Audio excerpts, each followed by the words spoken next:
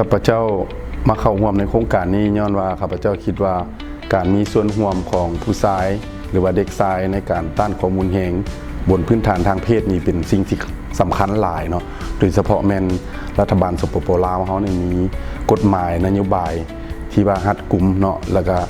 เป็นพื้นฐานเป็นบอนอิงในการจะตั้งปฏิบัติโครงการแต่ถึงอย่างใดก็ตามเวียกงานในการ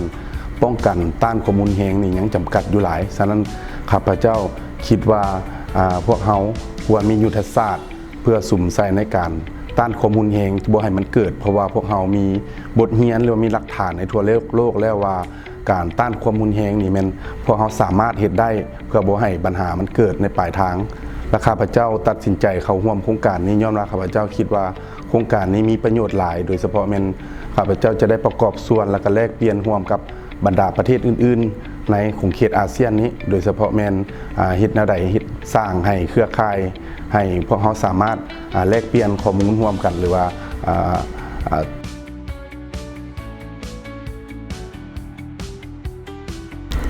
การให้ชุมชนหรือว่าสังคมได้เป็นเจ้าการในการจะตั้งปฏิบัติแผนงานหรือว่าโครงการในการ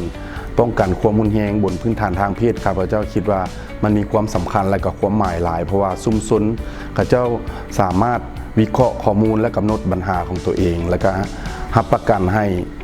ทุกคนในสังคมหรือว่าในชุมชนนั้นได้มีส่วนร่วมประกอบส่วนในการป้องกันความรุนแรง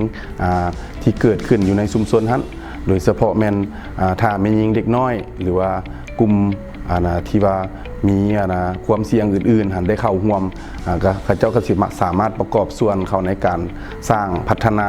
เศรษฐกิจสังคมอยู่ในชุมชนของข้าเจ้าให้เข้มแข็งโดยเฉพาะแม่นรับประกันความยุ่งในการพัฒนา